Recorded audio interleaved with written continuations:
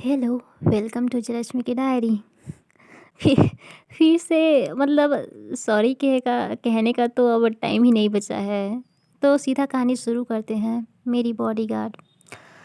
पिछले पार्ट में हमने देखा कि जो जय है वो हल्दी वाला दूध पी नहीं रही थी।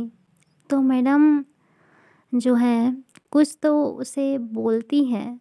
देन जय फटाक से वो दूध का ग्लास ले लेती है और धीरे धीरे वो पूरा ग्लास जो है पी लेती है। मैडम जय के चिक्स को सहलाते हुए कहती हैं कि दैट्स माई गुड गर्ल। तो जय कहती है कि पर मुझे ये दूध पीना पसंद नहीं है। मैंने मैंने सिर्फ आपके बोलने पर पिया है।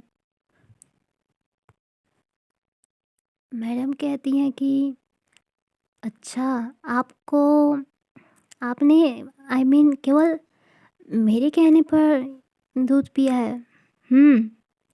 जय कहती है कि हाँ, क्योंकि मैं आपकी हर बात मानती हूँ ना। You are my bodyguard.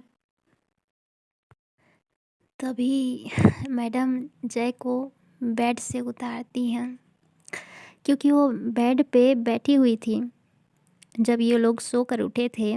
Morning cuddle के बाद जय बेड पर बैठी हुई थी।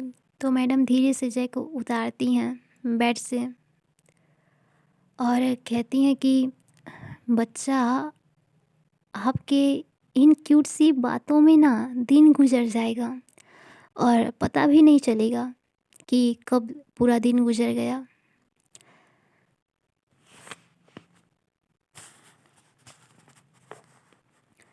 आज आपका बर्थडे है और घर वालों ने पूजा रखी है। जल्दी से तैयार हो जाओ। तो जय एक स्माइल के साथ ही बोल पड़ती है, ओके बॉडीगार्ड, मैं रेडी हो जाती हूँ। यही बोलते हुए वो नहाने चली जाती है अच्छे बच्चे की तरह वॉशरूम की तरफ। इधर मैडम थोड़ी देर तक तो वो वहीं खड़ी रहती हैं, जय को जाते हुए देख रही थी। जय वॉशरूम चली गई थी नहाने के लिए। जय की वो क्यूट सी हरकतें, उनके चेहरे पर बहुत ही प्यारी स्माइल आ जाती है। देन मैडम अपना एक्सरसाइज करती हैं, पुशअप वगैरह, स्क्वाट, स्ट्रेचिंग। करीब 25 मिनट तक वो अपना एक्सरसाइज करती हैं क्योंकि पूजा के लिए नीचे हॉल में भी जाना है। जो जय के बर्थडे के लिए पूजा रखी गई है तो उसके लिए भी जाना था। तो मैडम बस 25 मिनट ही करीब एक्सरसाइज करती हैं, नहीं तो वो तो और करती हैं। उनका बॉडी मेंटेन करना होता है, वो एक्सरसाइज डेली करती हैं। तो वो जल्दी से अपना एक्सरसाइज ख़त्म करके वॉशरूम जाती हैं नहाने के लिए। तब तक जय नहाकर बाहर आ चुकी थी। वो ड्रेसिंग टेबल के सामने अपने बाल कंघी कर रही थी। तो अचानक उसे याद आता है कि वो अपना रबर बैंड जो बाल में बांधने का होता है ना, उसे वॉशरूम के अंदर ही भूल गई है और वो रबर बैंड उसका फेवरेट है। तो वो यहीं से ड्रेसिंग टेबल के सामने खड़ी हुई है और वो चिल्लाती है, चिल्लाकर पूछती है मैडम से, बॉडीगार्ड। हाँ बोलो बेबी, मेरा रबर बैंड वहाँ पे है क्या वॉशरूम के अंदर? मैडम कहती हैं कि पता नहीं बच्चा, आके देख लो। मैडम यही बोलती हैं। तो जय एकदम से वॉशरूम के अंदर जाती है तो वो जो नज़ारा देखती है सामने, ओह गॉड, मैडम नहा रही थी। जय की नज़र सीधा जाती है मैडम के बैक बैक की ओर, जहाँ शावर की बूंदें किस तरह फिसलते हुए मैडम की बैक पर गिर रही थी। जय बहुत अच्छे से उसे देख लेती है। जय एकदम से अपनी आंखें बंद कर लेती है साइनेस की वजह से। और वो कहती है कि बॉडीगार्ड, आपने आपने कुछ पहना क्यों नहीं है। मैडम एकदम से पीछे पलटती हैं जब वो जय की आवाज़ सुनती हैं। मैडम कहती हैं कि मैडम केवल इनर में थी, बड़ी हॉट लग रही थी। उनके शरीर से पानी टपक रहा था जो शावर से गिर रहा था। वो जय के पास आती हैं, जय के फेस को अपने दोनों हाथों में लेती हैं, प्यार से होल्ड करती हैं और कहती हैं कि हे बच्चा, व्हाट हैपन, आपने ऐसे आंखों को बंद क्यों किया है। जय कहती है कि वो वो मेरा रबर बैंड, जय की आवाज़ जो है हकला रही थी। जब मैडम इस तरह उसके सामने खड़ी थी, वो भी केवल इनर में, तो उसकी आवाज़ हकला रही थी। जय तुरंत अपनी आंखें खोलती है और मैडम की आंखों में देखती है। वो इधर उधर नहीं देखती, वो केवल और केवल मैडम की आंखों में देखती है। दोनों की आंखों का जब इस तरह मिलना होता है, मैडम को समझने में देर नहीं लगती। अपने बेबी की भावनाओं को समझने में वो अच्छे से वो समझ जाती हैं। जय की आंखों को पढ़ पा रही थी कि जय अभी इस वक्त क्या चाहती है, क्या चाहता है उसका मन, वो अच्छे से समझ जाती हैं। मैडम कहती हैं कि कैन आई हेल्प आपका रबर बैंड ढूंढने में।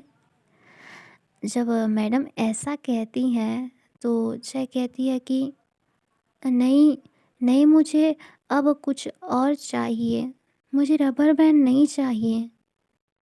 मैडम कहती हैं कि अ, क्या चाहिए मेरे बच्चे को। हाँ, जय कहती है कि मुझे मुझे ना वो चाहिए, वो चाहिए जो जो बेबी को चाहिए होता है ना, बॉडीगार्ड। और यही बोलते हुए वो ना एकदम से मैडम के गीले चेस्ट के पास आ जाती है। मैडम का पूरा इनर भी भीगा हुआ था। मैडम कहती हैं कि बच्चा प्लीज़ अभी नहीं। जय कहती है कि पर मुझे अभी चाहिए, अभी चाहिए बेबी को। मैडम कहती हैं कि पर बच्चा, हमें अभी पूजा में जाना है। वो इतना ही बोल पाती हैं कि जय तुरंत मैडम के इनर को थोड़ा नीचे सरकाते हुए सीधे उनके सॉफ्ट एरिया को लीक करते हुए सक करने लगती है। मैडम की गहरी सांसें अचानक और गहरी होती जाती हैं जब जय ऐसा करती है। मैडम कहती हैं कि ah baby, don't do this. Jai कहती है कि bodyguard, I I can't control, I I want to do this. और जय फिर से बेबी की तरह सक करने लगती है मैडम के सॉफ्ट एरिया को। बहुत अच्छे से वो कर रही थी। अब मैडम कुछ बोल भी नहीं पा रही थी, उनकी बस गहरी सांसें सुनाई दे रही थी। उनकी केवल गहरी सांसें वॉशरूम की दीवारों तक सुनाई दे रही थी। वो एकदम से जय को लेते हुए वॉशरूम की दीवार से लग जाती हैं। जय अभी भी उनके सॉफ्ट एरिया को माउथ में लेकर जस्ट लाइक अ बेबी सक कर रही थी, प्ले कर रही थी। मैडम जय को रोक भी नहीं पा रही थी। वो अपने बेबी को कभी वैसे रोकती नहीं, तो आज भी वो जय को रोक नहीं पा रही थी। मैडम जो है धीरे-धीरे जय के बालों को सहला रही थी और सहलाते हुए उसे शांत करने की कोशिश कर रही थी, पर जय रुक ही नहीं रही थी। इधर उन्हें तैयार होकर नीचे हॉल में भी तो जाना था पूजा करने के लिए, पर जय की ऐसी हरकतें मैडम को भी मदहोश कर रही थी। 10 मिनट तक जय एकदम से वो खो सी जाती है मैडम के साथ इमोशनली। तभी मैडम धीरे से उनका उनका मन तो नहीं कर रहा था, पर इस तरह जय को रोकने का, लेकिन वो फिर भी जय के फेस को धीरे से अपने सीने से अलग करती हैं, बिल्कुल धीरे से, और कहती हैं कि बच्चा जिद मत करो, आप गुड गर्ल हो ना, प्लीज़ अभी नहीं, अभी पूजा करने जाना है। जय की आंखें, उनकी उसकी आंखों में ना एक नशा सा उतर आया था, एक ऐसा नशा जो इमोशनल अटैचमेंट चाहता था मैडम के साथ, उनके करीब हो जाना चाहता था। जय की भावनाएं कुछ इसी तरह की थी कि वो बस मैडम में समा जाना चाहती थी। जब धीरे से वो अपने चेस्ट से जय के फेस को अलग करती हैं, जय छोटे बच्चे की तरह एकदम टिमटिमाती हुई आंखों के साथ ही कहती है, bodyguard, I want to do this, bodyguard. तभी मैडम जय के फॉरहेड को चूमती हैं बड़े प्यार से।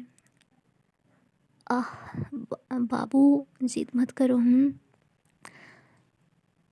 और जब जय ये सुनती है लाइक बाबू, और ये वर्ड जय को चुप कराने के लिए काफ़ी होता है। जब जय को ये वर्ड सुनती है वो लाइक बाबू, तो वो एकदम से मैडम को हग कर लेती है ऐसे ही, और शांत होने की कोशिश कर रही थी। मैडम भी जय को अपनी बाहों में समेट लेती हैं, उसके फॉरहेड को चूमते हुए कहती हैं कि शांत हो जाओ। रात को पक्का मैं आपको नहीं रोकूंगी बेबी।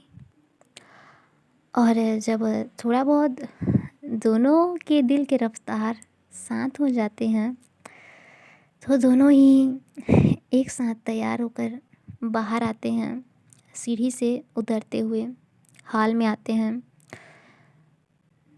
तो वहाँ पे पंडित जी आ चुके थे, सारी पूजा की तैयारियाँ हो चुकी थी, जो फूल पत्ते जो भी होते हैं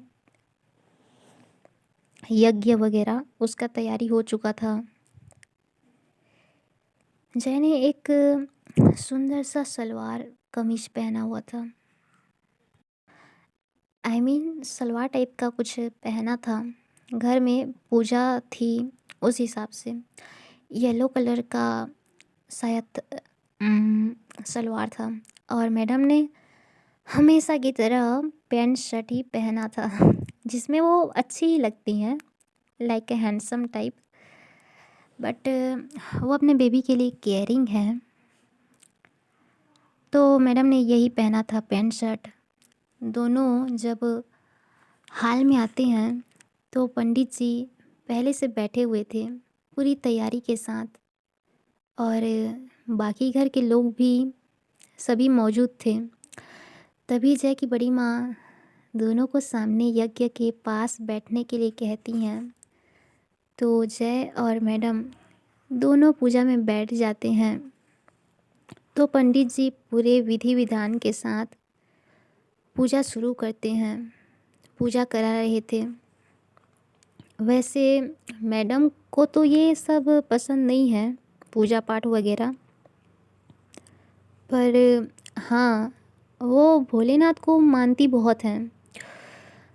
मन में श्रद्धा है, पर ऐसा पूजा पाठ वो करती नहीं। पर अगर जय की बात है तो वो हर चीज़ करेंगी जो जय चाहती है। अगर जय ने कहा कि बॉडीगार्ड आप भी पूजा में बैठो मेरे साथ, तो मैडम ना ना कैसे कह सकती हैं अपने बेबी को। तो वो ऐसे ही आधे घंटे तक पूजा होती है। पंडित जी भी जय को जन्मदिन की शुभकामनाएं देते हैं। प्रसाद वगैरह बांटे जाते हैं और यहीं पर पंडित जी को दान दक्षिणा के साथ विदा करे जाते हैं। देन जो जय है सभी के पैर छूती है, अपने बड़ों के, जैसे उसकी दादी, पापा, बड़ी माँ, बड़े पापा, सबको पैर छूकर प्रणाम करती है। उससे उसके जो भाई है भूपेंद्र, उसको छोड़कर सभी को जय प्रणाम करती है और सभी जय को ढेर सारा आशीर्वाद देते हैं। वो अपनी पूजा दी को भी प्रणाम करती है, तो पूजा जो है उसे गले से लगा लेती है और उसे बर्थडे विश करती है। हैप्पी बर्थडे मेरा बच्चा, हमेशा ऐसे ही खुश रहना। ऐसा पूजा कहती है। जय के फेस पे बहुत ही प्यारी स्माइल थी। मैडम बस थोड़ी दूर से जय को जी भर के देख रही थी, उसके स्माइल को। कितनी खुश है जय आज, वो बहुत खुश है। मैडम जय की इस खुशी को और दोगुना करना चाहती थी। उसे एक सरप्राइज़ बर्थडे पार्टी देना चाहती थी, जो कि रात को होने वाली थी, आज रात को। अभी के लिए सभी थोड़ा बहुत ब्रेकफास्ट कर लेते हैं, क्योंकि सुबह का टाइम था, तो ब्रेकफास्ट किए जाते हैं। और ब्रेकफास्ट करने के बाद जय सभी से कहती है कि आप आप सभी मेरे लिए गिफ्ट नहीं लाए, सो बैड। जय की ये बात सुनकर सभी हंस पड़ते हैं। तो जय जब सबको हंसते हुए देखती है तो वो कहती है कि आप सब हंस क्यों रहे हो? मैंने मेरा गिफ्ट के बारे में ही तो पूछा, इसमें हंसने की क्या बात है? कहाँ है मेरा गिफ्ट? तभी चंद्रशेखर जी, जो जय के पापा हैं, वो कहते हैं कि बेटा जयलक्ष्मी, शाम का इंतज़ार तो करो, दामाद जी ने आपके लिए कुछ। इतना ही वो बोलते हैं कि तभी करिश्मा मैडम थोड़ा खांसने लगती हैं। तो चंद्रशेखर जी थोड़ा चुप हो जाते हैं। तो जय कहती है कि अरे पापा बताओ ना, आप क्या बोल रहे थे अभी? बॉडीगार्ड ने क्या किया है मेरे लिए? दरअसल बर्थडे सरप्राइज़ का प्लान की बात हो रही थी, बट मैडम नहीं चाहती थी कि जय को अभी पता चले। अभी से पता चल जाएगा तो सरप्राइज़ सरप्राइज़ काहे का? तो मैडम नहीं चाहती थी कि अभी जय को पता चले। वो जय को बहुत ही खूबसूरत और नायाब जन्मदिन का तोहफ़ा देना चाहती थी। इधर जय बार बार पूछ रही थी, अरे पापा बताओ ना, आप कुछ बोल रहे थे। तभी उस बात को मैडम कवर करते हुए कहती हैं कि अरे जय, चंद्रशेखर जी बोल रहे थे कि ये सब अपना गिफ्ट ना तुम्हें शाम को देंगे। यही बोल रहे थे सब लोग। जय कहती है कि सच में पापा, आप सब लोग यही यही बोल रहे हो कि और कुछ बोल रहे थे आप? चंद्रशेखर जी भी कहते हैं कि हाँ हाँ, मैं यही बोल रहा था कि हम सब अपना गिफ्ट आपको शाम को देंगे। जय को यकीन तो नहीं हो रहा था, पर वो कुछ नहीं कहती। थोड़ी देर बाद सभी अपने अपने काम में निकल जाते हैं। चंद्रशेखर जी भी खेतों की तरफ, फसलों का जो, उनके बहुत सारे खेत हैं यार, 80 एकड़ कम थोड़ी ना है। इतने को संभालना और उसमें खेती करना बहुत बड़ा है, लेकिन तो वो अपने खेतों की तरफ एक बार देखने के लिए, जांच करने के लिए निकल जाते हैं। हालांकि काम करने वाले बहुत लोग थे, पर खुद मालिक को भी ध्यान रखना पड़ता है। तो वो चले जाते हैं। जय भी अपने कमरे में चली जाती है। उसे भी कॉलेज की पढ़ाई करनी थी। तभी मैडम पूजा को बुलाती हैं। जब सभी चले जाते हैं, हॉल में सिर्फ पूजा थी और मैडम। तो मैडम पूजा को आवाज़ लगाती हैं। पूजा आती है मैडम के पास। जी इंस्पेक्टर, बोलिए। मैडम कहती हैं कि देखो पूजा, जो भी डेकोरेशन हो बेस्ट होना चाहिए, और आपके होटल का जो गार्डन एरिया है वहाँ पे करेंगे, ठीक है। पूजा कहती है कि ओके। आगे मैडम कहती हैं कि और साली साहिबा, खर्चा जितना भी होगा हम उठाएंगे, ओके। तभी पूजा कहती है कि इंस्पेक्टर, आप ये क्या बोल रहे हो? जय मेरी बहन है, मैं खुद सारा इंतज़ाम करूँगी उसके लिए। ये पैसे की बात कहाँ से आ गई, हाँ? तभी मैडम कहती हैं कि देखो पूजा, ये धंधे की बात है। होटल में होगा सारा चीज़, खर्चा तो होगा, सारा मैं करूँगी। She is my baby. और मैं नहीं चाहती कि, मतलब तुम समझ रही हो ना, उसका हर चीज़ मैं देखना चाहती हूँ, प्लीज़। तो अब पूजा कुछ नहीं कहती, वो बस इतना कहती है कि आप चिंता मत कीजिए, मैं होटल का सारा इंतज़ाम कर दूँगी। पर इंस्पेक्टर, पापा और चाचा जी को बहुत बुरा लगेगा, आप पैसे देंगे तो। मैडम कहती हैं कि पूजा, मैं उन्हें देख लूँगी, मैं उन्हें समझा दूँगी, ओके। आप बस ये डेकोरेशन संभाल लेना और खाने पीने का चीज़। हम्म। मैं नायरा को भी बोलूँगी, उनको बोलती हूँ कि तुम्हारी हेल्प करने के लिए। तो पूजा कहती है कि ओके इंस्पेक्टर, ठीक है। देन मैडम पूजा से आगे कहती हैं कि और हाँ, मैं थाने जा रही हूँ, जल्दी आ जाऊँगी, ओके। तो पूजा हमें अपना से हिलाती है। इतना ही कन्वर्सेशन होता है पूजा और मैडम के बीच। शाम के बर्थडे पार्टी को लेकर बातचीत होती है कुछ देर। देन मैडम ऊपर अपने कमरे में जाती हैं, तो देखती हैं कि जय, जो उनकी जय बेबी है, चुपचाप शांति से पढ़ाई कर रही है, एकदम भोले बच्चे की तरह। तभी जय देखती है कि मैडम पुलिस यूनिफॉर्म पहनकर तैयार हो रही हैं। तो जय कहती है कि बॉडीगार्ड। मैडम कहती हैं कि हाँ बोलो। जय कहती है कि आप आप थाने जा रहे हो? मैडम कहती हैं कि हाँ बेबी, मुझे थोड़ा काम है तो जाना होगा। तभी जय का शक्ल जो है उतर जाता है, वो थोड़ी उदास हो जाती है, जो उसके फेस पे साफ दिखाई दे रही थी।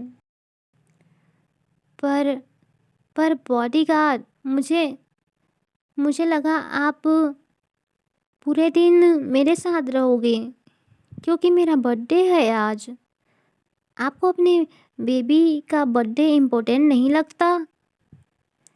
तभी मैडम जय के पास आती हैं और उसके क्यूट से चिक्स को चूमते हुए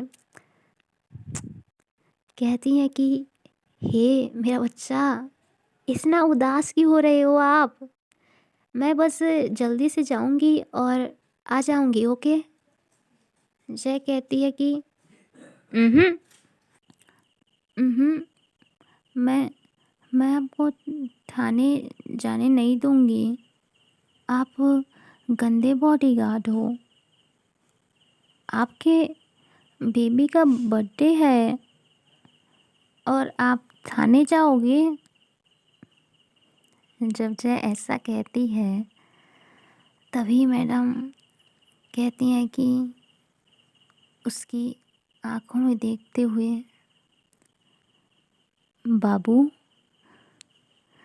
तो जय एकदम से क्यूट तरीके से कहती है कि ओके जाओ, मैं नहीं रोकूंगी आपको, अभी के अभी जाओ, मैं बाद में आपको जाने नहीं दूंगी।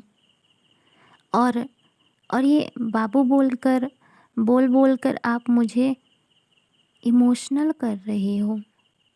तभी मैडम हंसते हुए जय को प्यारी सी पप्पी करती हैं उसके नोज़ पे और कहती हैं कि कितना क्यूट हो आप। कितना प्यारा बच्चा है मेरा।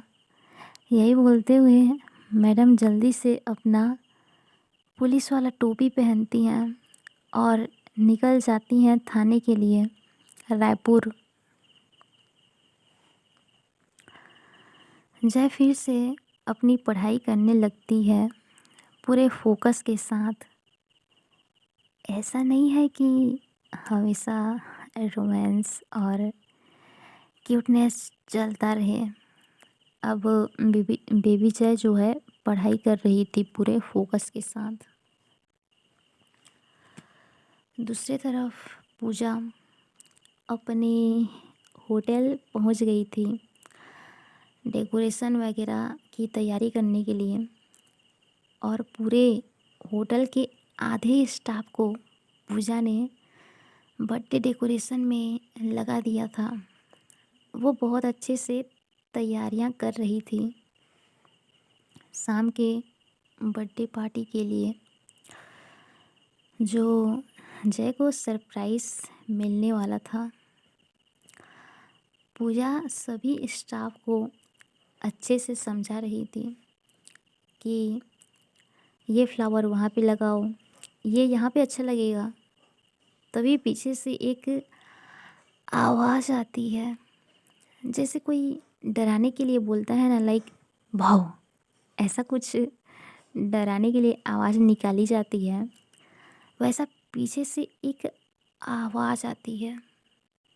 जब पूजा ये आवाज़ सुनती है, मतलब अचानक पीछे चिल्ला देना जिससे इंसान डर जाए, तभी पूजा वो डरती तो नहीं है, उसे पता है पीछे वाला इंसान कौन है। वो सामने की ओर देखते हुए ही बिना पीछे मुड़े कहती है कि नायरा, आप भी आप भी बच्चे हो गया, छोटे बच्चे, जो मुझे ऐसे डरा रहे हो। मैं क्या छोटी बच्ची हूँ? सीरियसली ये आपके भाव करने से मैं डर जाऊँगी, ऐसा लगता है आपको? तभी नायरा आगे आती है और कहती है कि अच्छा, तो तुम पीछे से भी मुझे पहचान लेती हो ना? पूजा कहती है कि मैं ना आपको आगे पीछे ऊपर नीचे कहीं से भी पहचान सकती हूँ। आपने ये जो स्ट्रॉन्ग वाली परफ्यूम लगाई है। तभी नायरा कहती है कि आ तुम्हें पसंद आया? हम्म, बोलो ना, ये खुशबू तुम्हें पसंद है? तुम्हारे लिए ही तो लगाया है। आई लव यू माय छोटू। तभी पूजा उसे हल्के से पीछे की ओर धक्का देती है, थोड़ा सा पुश करती है पीछे की ओर, क्योंकि नायरा उसे जस्ट आई लव यू कहकर किस करने ही वाली थी। तो पूजा हल्के से उसे पीछे की ओर पुश करती है और कहती है कि नायरा, आप भी ना क्या कर रहे हो? क्या-क्या कर रहे हो? मैं अपने छोटू को किस कर रही हूँ और क्या। पूजा कहती है कि अच्छा, अभी ये सब का टाइम है। इंस्पेक्टर ने आपको क्यों यहाँ भेजा है? ज़रा बताइए। तुम्हारी हेल्प करने के लिए। तो आप हेल्प करो ना, देखो ना कितना काम है। नायरा कहती है कि okay, I can help, but बदले में मुझे क्या मिलेगा? बताओ बताओ। तभी पूजा कहती है कि नायरा, आप बड़ी बदमाश होते जा रहे हो। इंस्पेक्टर को फ़ोन करूं क्या? जब ये बात नायरा सुनती है तो वो एकदम से घबरा जाती है। लाइक मैडम को फ़ोन करने की बात हो रही थी, तो नायरा थोड़ी घबरा जाती है और स्ट्रेट खड़ी हो जाती है। जो मधुमक्खी की तरह जो मधुमक्खी की तरह पूजा के आसपास भिन-भिन कर रही थी, वो एकदम से सीधी खड़ी हो जाती है और पूजा से कहती है कि यार पूजा, उसे क्यों फ़ोन करना है? मैं हेल्प कर रही हूँ ना, मैं सारी तैयारी करूँगी, डोंट वरी। उसे फ़ोन मत करो यार। पूजा हँसते हुए कहती है कि हाँ, चलिए काम पे लग जाइए, तैयारी शुरू करिए।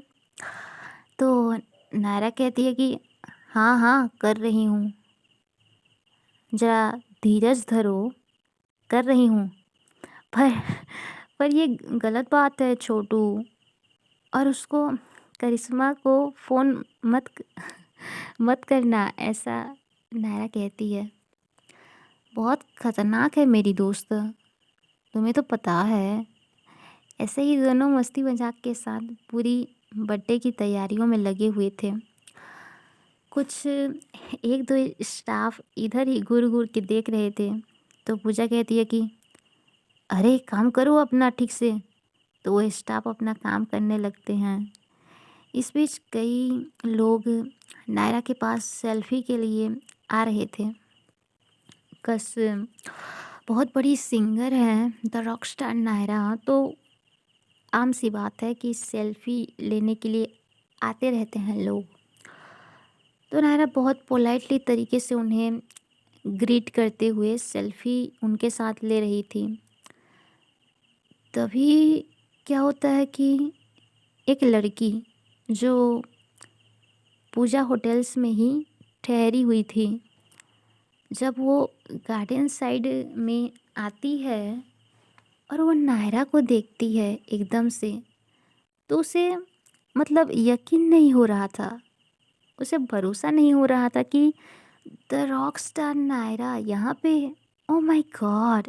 यही बोलते हुए वो दौड़ कर जाती है और नायरा से बिल्कुल चिपक जाती है, उसे कस के हग कर लेती है, बिना कुछ सोचे समझे। नायरा भी थोड़ी चौंक जाती है कि ये कौन आ गया, लाइक दैट। इधर पूजा बड़े गुस्से में घूर घूर कर अब नायरा को देखने लगती है। जब वो लड़की एकदम से नायरा को हग कर लेती है, तो पूजा बड़े गुस्से में नायरा को देख रही थी। तभी नायरा एकदम से उस लड़की को अपने से पीछे करती है, तो वो लड़की थोड़ा पीछे होती है और कहती है कि oh my god, the rockstar Naira, मुझे सच में यकीन नहीं हो रहा है कि आप मेरे सामने हो। ओह गॉड, मैं सच में यार, प्लीज़ क्या आप आपके साथ एक फ़ोटो ले सकती हूँ मैं? तो नायरा एक बार पूजा की ओर देखती है, जो बड़े गुस्से में नायरा को देख रही थी। पूजा एकदम से नायरा के पास आती है और उस लड़की को थोड़ा दूर करती है नायरा से, क्योंकि वो लड़की एकदम चिपक रही थी नायरा के साथ। तो वो लड़की कहती है कि आप आप कौन हो? वो पूजा से ऐसा कहती है कि आप कौन हो? तभी पूजा बड़े एटीट्यूड में जवाब देती है, मैं मैं इस पूजा होटल की मालकिन हूँ और नायरा की होने वाली फ्यूचर वाइफ, फ्यूचर पार्टनर हूँ। Any problem? जब वो ये कहती है तो वो लड़की थोड़ा शॉक होती है ऐसा जवाब सुनकर। उसे थोड़ा झटका लगता है, पर वो फिर भी अपने चेहरे पे स्माइल और शांति बनाए रखती है और पूजा से भी कहती है कि मैम आप भी आइए ना, मुझे आप दोनों के साथ फ़ोटो चाहिए प्लीज़, मैम प्लीज़, ऐसा कहती है वो लड़की। और आगे वो लड़की कहती है कि मैम मैंने ना पंचवटी के पूजा होटल्स का नाम बहुत सुना था, पर आज यहाँ की सर्विस देखकर बहुत अच्छा लगा। पूजा हल्की सी स्माइल पास करती है, वो कुछ कहती नहीं, बस स्माइल करती है। देन वो लड़की पूजा और नायरा दोनों के साथ सेल्फी क्लिक करती है और वो चली जाती है। बट जाने से पहले एक बार नायरा की ओर ज़रूर देखती है। Oh my god, the rockstar Naira, ऐसा वो मन में सोच रही थी। उसके जाने के बाद ही पूजा नायरा को एक मास्क देती है, और जो फेस पे लगाते हैं ना, और ये ये ना आप फेस पे लगा लो, ताकि ऐसी छिछोरी लड़कियां आपको oh my god the rockstar Naira बोलकर पहचान ना सकें, और आपका फ़ायदा उठा रहे हैं ये लड़कियां, ऐसा पूजा कहती है। मुझे ना बिल्कुल अच्छा नहीं लगता नायरा, वो लड़की कैसे आपसे चिपक रही थी। तो नायरा उससे एकदम से साइड हग करती है, साइड से हग करती है और कहती है कि हे पूजा, काम डाउन यार, मैंने उसे हक थोड़ी ना किया था, वो तो एकदम से अचानक आ गई थी मेरे ऊपर और चिपक गई थी। मैं तो उसे जानती भी नहीं यार, she is one of my fan, वो खाली मेरी एक फ़ैन है, प्लीज़ शांत हो जाओ। तभी पूजा कहती है कि बट नायरा, ये तो नॉर्मल है ना, सेलिब्रिटीज़ के तो कई फैंस होते हैं, मुझे ऐसे जेलस नहीं होना चाहिए ना। तभी नायरा कहती है कि हाँ, सेलिब्रिटीज़ के तो बहुत सारे डाई हार्ड फैन होते हैं, बट इट्स नॉर्मल कि आप जेलस हो रहे हो, क्योंकि आप मुझसे प्यार करते हो, एंड इट्स ओके। और जो फैंस हैं ना, जो फैंस होते हैं जिन्होंने मेरे गानों को इतना सपोर्ट किया, इतना प्यार दिया, उनकी भी भावनाओं का हमें सम्मान करना चाहिए ना बेबी। तो पूजा हाँ में अपना सिर हिलाती है कि ज़रूर उनकी भावनाओं का कदर करना चाहिए हमें, जिन्होंने आपके गानों को इतना सपोर्ट किया है। तो ऐस इतना ही होता है, और पूजा थोड़ी बहुत शांत हो जाती है और ये लोग फिर से डेकोरेशन करने में लग जाते हैं। तो ये लोग तैयारी में लगे हुए थे शाम के पार्टी की। दूसरी तरफ मैडम रायपुर के अपने थाने में पहुंच गई थी। तो पूरे थाने की स्टाफ फूलों की माला और बुके लेकर बुके लेकर खड़े हुए थे मैडम के इंतज़ार में, मैडम को सम्मानित करने के लिए। मैडम के पहुंचते ही चतुर्वेदी फूलों की माला जो है मैडम को पहना देता है, और एएसआई राधा भी आती है, मैडम को फूलों की माला पहनाती है। सावित्री जी भी आती हैं, वो मैडम के हाथ में फूलों का गुलदस्ता पकड़ा देती हैं। चतुर्वेदी, यार ये सब क्या है? मैडम, ये इसलिए है कि आपने ना पूरे पुलिस विभाग का नाम रोशन कर दिया। मैडम, हमने देखा न्यूज़ में कि आपने किस तरह उस गैंग रेप केस का खात्मा किया है, कैसे सॉल्व किया है। हमें बहुत गर्व हो रहा है कि हम सब आपके स्टाफ हैं। काबिले तारीफ़ है मैडम, आपके केस सॉल्व करने का तरीका। और सभी स्टाफ मैडम को पूरे सम्मान के साथ सैल्यूट करते हैं। जय हिंद मैडम बोलकर मैडम भी उन्हें जय हिंद कहती हैं और सारे स्टाफ से कहती हैं कि आप सभी को पंचवटी आना है।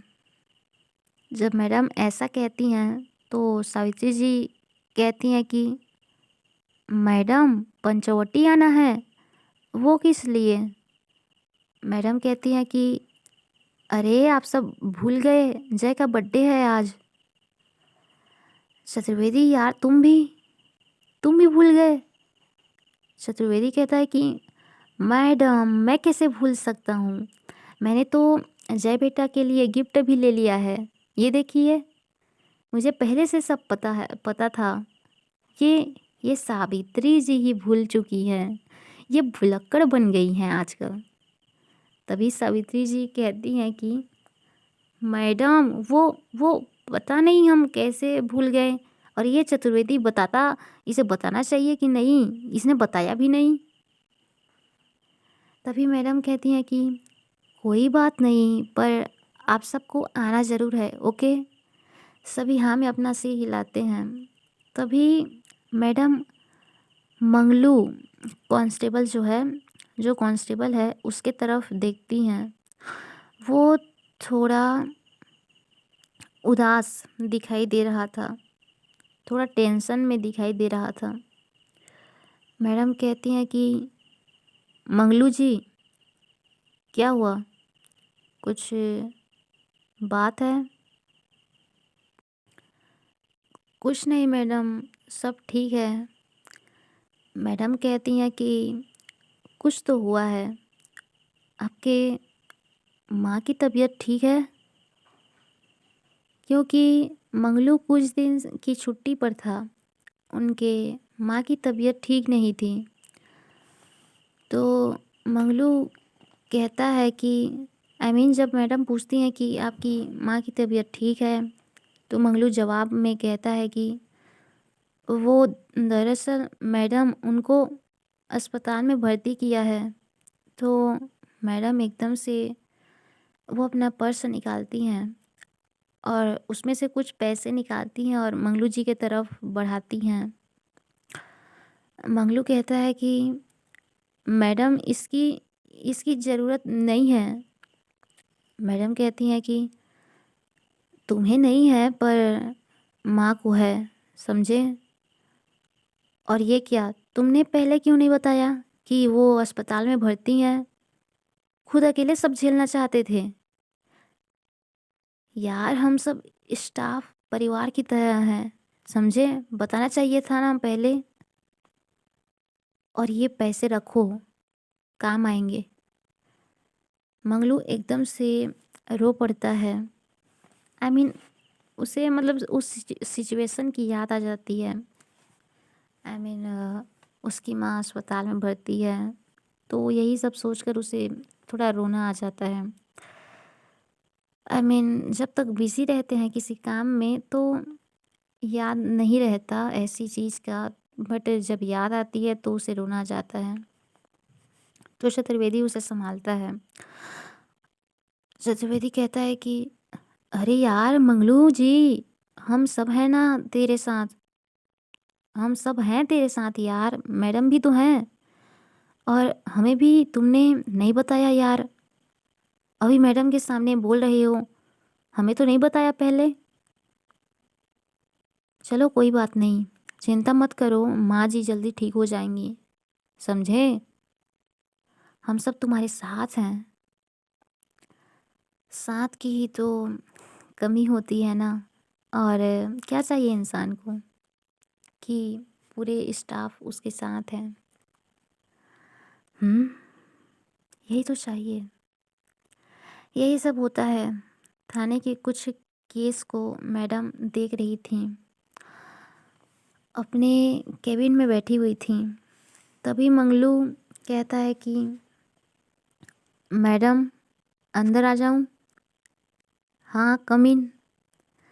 तभी मंगलू केबिन के अंदर जाता है। उसके हाथ में एक फाइल थी केस की, उसी को देने आया था। तो मैडम वो फाइल लेती हैं और मंगलू से कहती हैं कि बैठो, तुमसे कुछ बात करनी है। तो मंगलू सामने की चेयर में बैठता है, मैडम के ठीक सामने। तो मैडम जो हैं उसकी ओर देखते हुए कहती हैं कि देखो मंगलू जी, मदद मांगने से कोई छोटा नहीं हो जाता। अगर खुद से नहीं हो पा रहा है, ये सब नहीं हो पा रहा है, तो किसी भरोसेमंद से हेल्प लेने में कोई बुराई नहीं है। और मैं इतनी मैं इतनी डरावनी तो नहीं हूँ कि आपने ये सब पहले नहीं बताया माँ के बारे में। तो मंगलू कहता है कि सॉरी मैडम, मुझे कुछ समझ नहीं आ रहा था, आगे से ध्यान रखूँगा। मैडम कहती हैं कि ओके, और कुछ भी ज़रूरत पड़े, मैं किसी किसी काम आ सकूँ तो फ़ोन ज़रूर करना, ओके? मंगलू हाँ में अपना सिर हिलाता है। जी मैडम। देन इतनी ही बातचीत होती है। मैडम थोड़ी देर के लिए बाहर जाती हैं किसी केस के सिलसिले में। रायपुर के सदर बाज़ार किसी केस के सिलसिले में उनका जाना होता है। देन दोपहर को लंच भी किया जाता है। वो ज़्यादा खाती नहीं हैं बट कर लेती हैं थोड़ा-सा लंच। उसके बाद मैडम को डीएसपी अनुराधा के ऑफ़िस भी जाना था। तो यही होता है, वो डीएसपी मैडम के ऑफ़िस जाती हैं। चतुर्वेदी भी उनके साथ जाता है। वहाँ भी उन्हें एप्रिसिएशन मिलता है अनुराधा मैडम से कि मैडम ने किस तरह गैंग रेप केस का ऑन द स्पॉट इंसाफ किया। उनको भी वहाँ पर एप्रिसिएशन मिलता है। डीएसपी मैडम करिश्मा मैडम से कहती हैं कि हमें आप पर नाज़ है करिश्मा सिंह। आप जैसे जाबाज पुलिस ऑफिसर की सख्त ज़रूरत है हमारे देश को। प्राउड ऑफ यू करिश्मा सिंह। करिश्मा सिंह कहती हैं कि धन्यवाद मैडम। करिश्मा आगे कुछ बोलने वाली थी डीएसपी मैडम से, पर वो कह नहीं पा रही थी। तभी डीएसपी मैडम कहती हैं कि क्या हुआ करिश्मा सिंह, कुछ बोलना है? आप कुछ बोलना चाहती हैं? करिश्मा कहती है कि हाँ, वो मैडम, पत पता नहीं करिश्मा मैडम को क्या हो रहा था। उन्हें शर्म आ रही थी क्योंकि डीएसपी मैडम सीनियर सीनियर हैं। तो करिश्मा एकदम से पता नहीं वो बोल क्यों नहीं पा रही थी। वो चतुर्वेदी को कोहनी मारती हैं।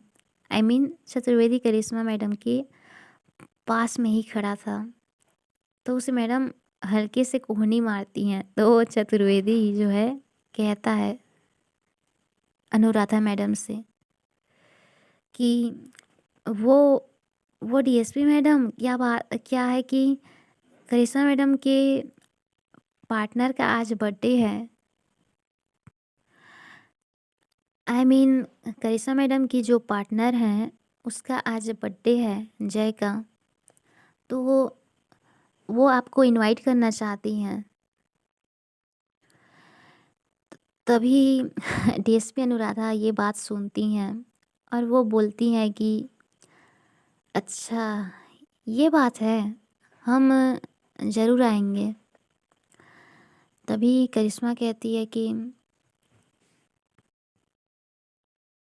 मैडम, आप आएँगी पक्का? जब करिश्मा ये बोलती है तो डीएसपी मैडम कहती हैं कि हाँ, हम आएँगे पक्का, और ऐसा है नहीं कि हमें कुछ पता नहीं है। दरअसल ये कांस्टेबल जी ने, चतुर्वेदी जी ने बता दिया था पहले ही जय के बारे में। बहुत ही प्यारी बच्ची है। यही सब होता है मैडम, अपने डिपार्टमेंट के जितने को वो अच्छे से जानती हैं, जिनसे जान पहचान है, उनकी जान पहचान जिनसे है, सारे को इनवाइट करती हैं। मैडम बहुत खुश थीं आज। धीरे धीरे समय बीतने लगता है। वो डीएसपी मैडम के हेडक्वार्टर से सीधे अपने थाने आती हैं। शाम के 5 बज चुके थे। थाने का कोई काम बचा नहीं था, तो मैडम सभी को अलविदा कहकर थाने से निकल जाती हैं और वो सीधे जाती हैं रायपुर के एक कपड़े की दुकान पर। वहाँ पे मैडम जो हैं जय के लिए एक क्यूट सा ड्रेस लेती हैं, खरीदती हैं। उन्हें जय के ड्रेस का साइज पता है, आई मीन कौन सा साइज जय के में आ जाएगा, उनको पता है। तो मैडम बहुत ही खूबसूरत वाली ड्रेस लेती हैं। वैसे तो पार्टी ड्रेस लेना चाहिए था, बट मैडम कुछ और लेती हैं। मुझे नाम नहीं पता, मैं शायद फ़ोटो डाल दूँगी। अरे यार, वो जीन्स कपड़े वाला जो ड्रेस होता है ना, जो एकदम क्यूट क्यूट तरीका का होता है। क्या बोलते हैं, शॉर्ट डेनिम, और जो स्ट्रेप वाला होता है, कंधा तक आता है, वो वाला ड्रेस था। शॉर्ट डेनिम, डंगरी, ऐसा कुछ पता नहीं, वो वाला ड्रेस था। वैसे तो पार्टी ड्रेस लेना चाहिए था, बट मैडम वो लेती हैं जय के लिए। और मैडम वो लेकर सीधे निकल जाती हैं ज्वेलरी शॉप के लिए। वहाँ पर उन्होंने पहले से कुछ ऑर्डर कर दिया था, कुछ बनवाने के लिए। मैडम ने पहले से ऑर्डर किया हुआ था, तो दुकानदार पहले तो मैडम को सल्यूट करता है। फिर उनका जो ऑर्डर है मैडम को दे देता है। एक छोटा सा बैग, और उसमें छोटा सा एक गोल्डन कलर का बॉक्स था। अब इसमें क्या है ये तो आगे पता चलेगा। अब मैडम वो लेती हैं और सीधे जाती हैं पंचवटी लक्ष्मी भवन। कुछ देर के सफ़र के बाद जब वो लक्ष्मी भवन पहुंचती हैं, भाई रात के बज गए थे 8। रात के 8 बज गए थे। इन्हीं सब में उधर पूजा और नायरा ने पूरी तैयारी कर चुकी थी पार्टी के लिए, और इधर मैडम आ चुकी थी थाने से घर। मैडम गाड़ी को पार्क करती हैं और सीधे जाती हैं घर के अंदर। तो सारे लोग तैयार हो चुके थे बर्थडे पार्टी के लिए। तो मैडम कहती हैं कि आप सब जाइए, मैं जय को लेकर आती हूँ। मैडम ने इतना ही कहा और मैडम भी जाती हैं ऊपर अपने कमरे में। और जब वो जय को देखती हैं, उनकी सारी थकान जो भाग दौड़ के दौरान उन्हें हुई थी, सारी थकान दूर हो जाती है। जय को जब वो एक नज़र देखती हैं तो देखती हैं कि जय अभी भी पढ़ाई कर रही है। वो इतने फ़ोकस के साथ पढ़ाई कर रही थी कि उसे पता भी नहीं चला कि बाहर घर के लोग पूरे तैयार रेडी-सेडी हैं और निकल भी चुके हैं कहीं। कहीं निकल भी चुके हैं पूरी तैयार होकर, ये उसको पता ही नहीं है। वो तो अपने पढ़ाई में पूरा मगन है एकदम। तो मैडम जैसे ही कमरे में जाती हैं, वो इस नज़ारे को देखती हैं। मैडम कहती हैं कि मेरा बच्चा पढ़ाई कर रहा है। तो जय जब मैडम की आवाज़ सुनती है, तो वो एकदम से दौड़ कर आती है और मैडम के ऊपर पूरा चढ़ जाती है, बंदर की तरह उछल कर। तो मैडम भी बहुत अच्छे से जय को संभाल लेती हैं अपनी लैप में। जय मैडम के चिक्स पर पप्पी करते हुए कहती है कि bodyguard, I miss you, I love you. मैंने बहुत मिस किया आपको। मैं पता है मैं पूरे दिन पढ़ाई कर रही थी। आपने कहा था कि बेबी पढ़ाई करते रहना, तो मैं पढ़ाई कर रही थी बॉडीगार्ड। अच्छा, ओके, अच्छी बात है। आई लव यू टू मेरा बच्चा। आप कितने क्यूट हो। बच्चा चलो जल्दी से हमें तैयार होना है। तो जय कहती है कि कहीं जा रहे हैं हम, जो हमें तैयार होना है। अब जय को नहीं पता था बर्थडे पार्टी के बारे में। वैसे भी वो लोग इतने इतने धूमधाम से बर्थडे पार्टी मनाते नहीं थे। गांव में इतना होता नहीं है कि ऐसा पार्टी सार्टी हो बर्थडे के दिन। चाहे कितने अमीर हों, बट इतना बड़ा तरीक़ा से बर्थडे को नहीं मनाया जाता। तो जय को ऐसी एक्सपेक्टेशन भी नहीं थी और कहीं न कहीं मैडम को बर्थडे वग़ैरह पसंद नहीं है। तो जय को नहीं पता था इस पार्टी के बारे में और सरप्राइज़ था। तभी मैडम कहती हैं कि हाँ, हम कहीं जा रहे हैं। तो जय कहती है कि कहाँ कहाँ जा रहे हैं बताओ ना बॉडीगार्ड। तो मैडम कहती हैं कि बच्चा, आप सवाल बहुत करते हो। चलो तैयार हो जाओ, आपके सारे जवाब आपके इंतज़ार कर रहे हैं।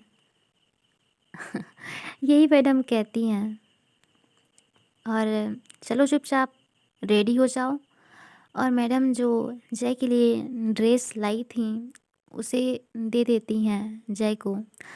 तो जय बहुत खुश हो जाती है। वो एकदम से खुशी के मारे नाचने लगती है। सच में यार, जय इन छोटी-छोटी चीज़ों में अपनी खुशी ढूँढ लेती है। बहुत खुश हो जाती है छोटी-छोटी चीज़ों से। उसके होठों पे स्माइल लाना बहुत आसान है। सच अ क्यूट गर्ल। यही मैडम सोचती हैं और मैडम थोड़ा बहुत फ्रेश हो जाती हैं और वो जैसे ही वॉशरूम से बाहर आती हैं, जय ने वो ड्रेस पहन लिया था, शॉर्ट डेनिम जो जीन्स कपड़ा वाला होता है, जिसका स्ट्रैप कंधे तक ऐसा होता है ना, वो वाला पहन लिया था। वो बहुत क्यूट लग रही थी, लाइक बेबी टाइप। उस ड्रेस में जय कहती है कि bodyguard, how am I looking. मैं कैसी लग रही हूँ बताओ ना। वो पूछती है मैडम से कि हाउ एम आई लुकिंग।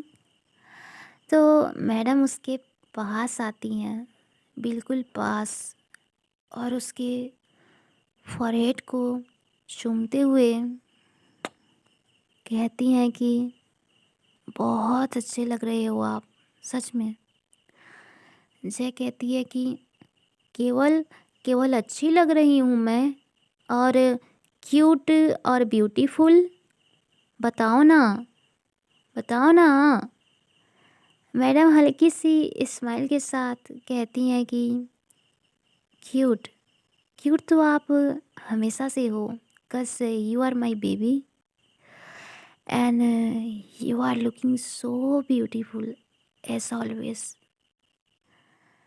जय कहती है कि हाँ तो पप्पी करो यहाँ पे। यही बोलते हुए जय अपना चिक्स जो है आगे करती है। तो मैडम उसके चिक्स पे पप्पी करती हैं, बहुत ही प्यारी वाली। तो जय दूसरे चिक्स पर भी पप्पी करने को कहती है मैडम से। तो मैडम उस चिक्स पे भी पप्पी करती हैं और मैडम कहती हैं कि नाउ यू आर हैप्पी। हम्म, अब मेरा बच्चा खुश है। हाँ, मैं अब बहुत हैप्पी हूँ। You are looking so handsome bodyguard. Bodyguard आप बहुत हैंडसम लग रहे हो। मैडम ने एक वाइट शर्ट और ब्लैक पैंट पहना हुआ था और उनकी वाइट शर्ट में उनके बाइसेप्स जो दिखते हैं जस्ट लाइक वाव। वही देखते हुए जय उन्हें हैंडसम कह देती है। तभी मै मैडम ने ना एक वाइट शर्ट और ब्लैक पैंट पहना हुआ था। वो ज़्यादा चमकीला भड़कीला पहनती है नहीं, उन्हें नॉर्मल क्लासी लुक ही पसंद होता है। तो उन्होंने सिंपली पैंट शर्ट पहना हुआ था। इधर जय जब मैडम को हैंडसम कहती है तो मैडम जय को छेड़ते हुए कहती हैं कि आई मीन जय को टीस करते हुए कहती हैं, अच्छा handsome, hmm, but baby handsome लोगों के पास बेबी वाला नहीं होता, यू नो। तभी जय मैडम को हक करते हुए कहती है कि हाँ तो हाँ आप ब्यूटीफुल हो। यही बोलती है जय सीधा, आप ब्यूटीफुल लग रहे हो। मैडम को बड़ी हंसी आती है जय को इस तरह देखकर। जय कहती है कि आ, ये अच्छी बात नहीं है बॉडीगार्ड, आप मुझे छेड़ रहे हो क्योंकि मैं बेबी वाला शरारत करती हूँ, इसीलिए आप मुझे छेड़ रहे हो ना। तभी मैडम कहती हैं कि नहीं ऐसा नहीं है, हम आपको छेड़ नहीं रहे हैं, हम तो बस बता रहे हैं कि हैंडसम लोगों के पास बेबी वाला नहीं होता। जय कहती है कि बॉडीगार्ड चुप रहो ना। ओके, चलो हमें लेट हो रहा है। यही बोलते हुए मैडम जय को एकदम से अपनी लैप में उठाती हैं, जैसे छोटे बेबीज़ को उठाते हैं ना, ठीक वैसे ही मैडम ने जय को अपनी लैप में लिया हुआ था। जय बहुत सारे सवाल पूछ रही थी, सीढ़ी से उतरते टाइम भी वो सवाल पूछ रही थी मैडम से कि हम कहाँ जा रहे हैं, घर के सारे लोग कहाँ गए हैं, मुझे आपने गोदी में क्यों उठाया है, बॉडीगार्ड मैं चल के जा सकती हूँ। पर मैडम बस चुपचाप चल रही थी जय को लेकर। वो सीधे जय को कार में बिठाती हैं। दूसरी तरफ पूजा होटल के गार्डन एरिया बहुत ही सुंदर डेकोरेटेड हो चुका था। बर्थडे पार्टी के लिए सारी तैयारियां हो चुकी थी, सारे घर के लोग पहुंच चुके थे मस्त तैयार होकर। बस मैडम और जय के आने का इंतज़ार था। अब आगे कुछ स्पेशल होने वाला है, तो जल्दी मिलेंगे। Okay bye babies.